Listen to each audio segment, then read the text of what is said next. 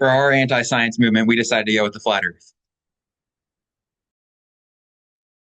For our primary source, we chose the Flat Earth Reddit post because we saw how it illustrated how media can influence conspiracy theories, and it provides a platform for religious backing of the flat Earth theory and highlights anti-government and anti-science belief through the quotes like a scientific community can say the the world is round, just like a political community can say it's okay to own slaves.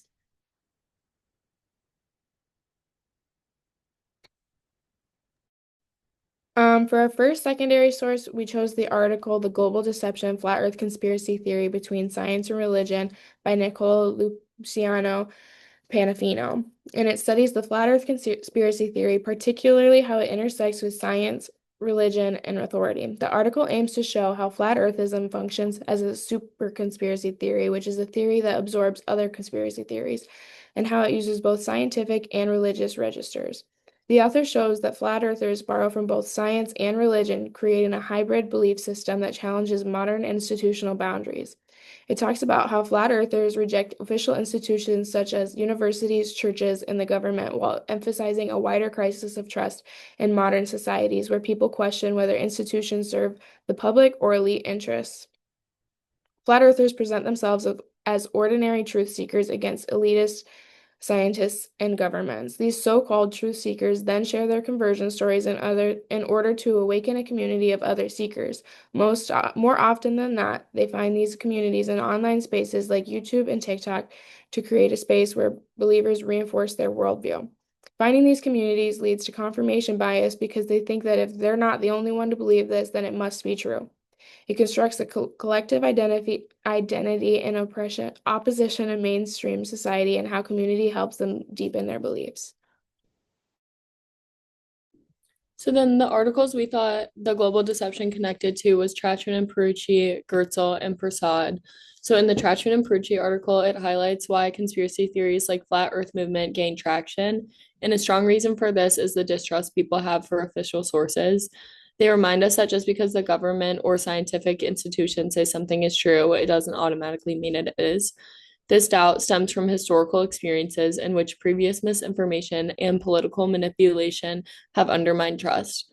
The article reflects this well, and it shows how distrust of institutions like NASA and academic science is central to the movement. And then in Prasad's article, it helps us understand why conspiracy theories are so hard to disprove. He points out that those who believe they know the most often know the least because they selectively accept evidence which fits their beliefs and dismiss anything that contradicts them. And this is what we classify as cherry picking, which is exactly what the article describes with flat earthers, ignoring overwhelming scientific evidence and instead relying on their own tests and interpretations. It shows how conspiracy thinking is often closed minded and resistant to traditional methods. And then finally, in Gertzel's analysis of conspiracy theories, it emphasizes the trope of freedom. The flat earth movement uses this narrative to position itself as resisting the control of institutional science. According to the article, flat earth movement distances itself from traditional values and instead aligns with alternative spiritualities and independent knowledge. This framing gives the movement a positive identity as seekers of truth and intellectual liberation rather than merely deniers of mainstream science. For our second secondary article, we chose an article called I Think YouTube is Turning Me into a Flat Earther, Social Media's Role in Ex-Conspiracy Theorists Entering and Exiting Anti-Scientific Communities by Yale Ben and Ben Harkin, explains how conspiracy theorists are influenced by social media and other personal factors. Social media platforms like YouTube play a huge role in shaping people's public perceptions of science, creating conspiracies. These platforms create a thing called chambers, which is like groups that spread misinformation, just like our primary source did on Reddit. Many people get their information from social media platforms, which means more distrust and incorrect information is spread, making it difficult for factual information to reach these conspiracy groups. Another reason people join these conspiracies is because they are vulnerable. Many people are like have to deal with loneliness and social isolation or a significant life event before joining a conspiracy theory. These feelings can create a mindset that amplifies the need for explanations that can be answered by conspiracy theories. Joining conspiracy groups can also happen when someone lacks the understanding of scientific concepts, methods, and process. The person on the Reddit post compares scientific consensus with political consensus by saying people can believe that the earth is flat and people can say that it's okay to own slaves. This reinforces the idea that he doesn't understand how scientific consensus works because it requires repeated testing and evidence, not just an opinion or idea. This leads to many people critically evaluating scientific information, making them susceptible to misinformation. Past readings that we used to analyze this source were the readings by Izrahi and Black.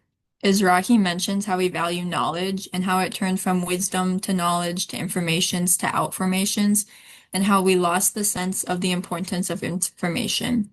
Izrahi also discusses the effects of social media on conspiracy theories and on knowledge. And from the secondary source, we find that most conspiracies gain their information from online sources, which is also shown by the Reddit post in our primary. On the other hand, Black mentions the topic of the witch trials in post-Nazi Germany. She discusses how the people were often framed as a witch just because they did things that went against the natural flow of the community or offended someone. To relate this to the current analysis of the flat earth community, we can use this lens to understand how quickly people were shunned as they tried to leave their respected conspiracy groups. It's important to take both of these readings and authors into account when we're reading the secondary sources on ex-conspiracy theorists. Now we're going to move on to our sociological questions. And for our first sociological question, flat earthers very clearly distrust empirical research and science. It is a recurring and evident thing within the flat earth community. They continuously try to perform their own experiments to disprove empirical science even. This begs the question, how did flat earthers get to this point where they distrust years of empirical research and science?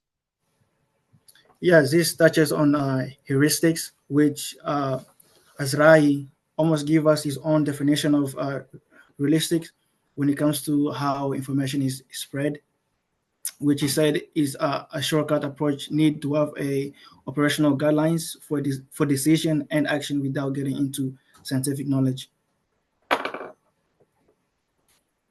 Now for our second sociological question, it is evident that many people who join the flat earth movement do not feel like they fit in with any other social group in a major way. So how do feelings of social belongingness play into people joining the flat earth movement?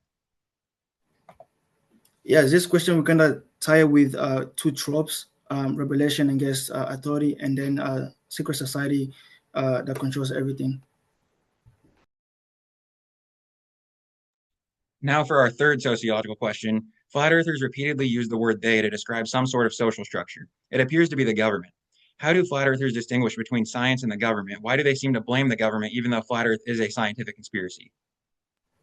From something else that we cover in class, memes from Garso, which he said that it's collective misinformation to challenge authority. And now for our final sociological question. Flat earthers are very quick to discard years and years of empirical research and scientific work. However, flat earthers never really provide concrete explanations as to how they justify or support their beliefs, and they never perform empirical research themselves either. Therefore, how do flat earthers support or justify their beliefs in research?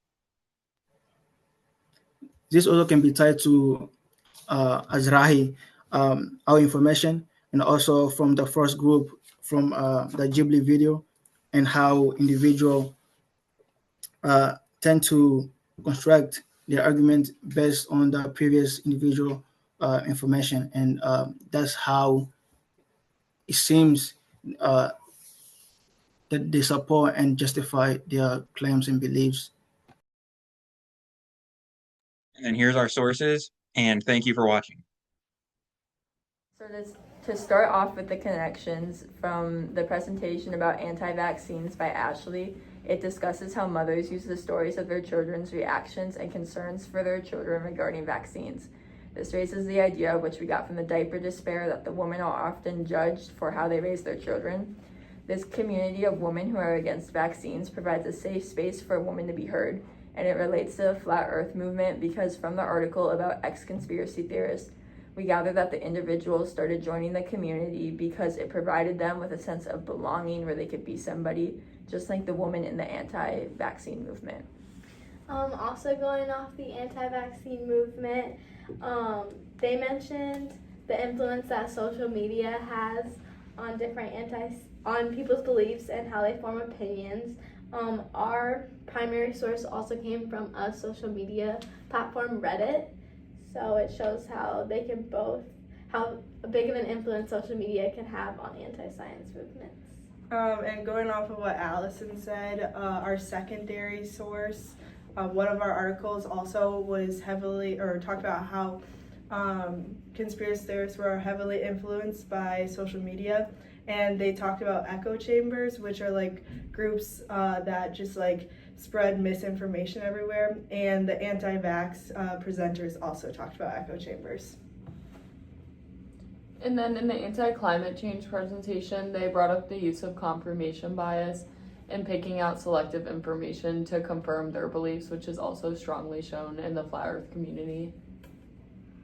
Also from the anti-vax presentation, they talked about how they justify their beliefs and how they will build their argument based on the previous person. And I wanted to make a connection between the anti-vaccination presentation and our presentation, and really this can connect to all the anti-science presentations so far.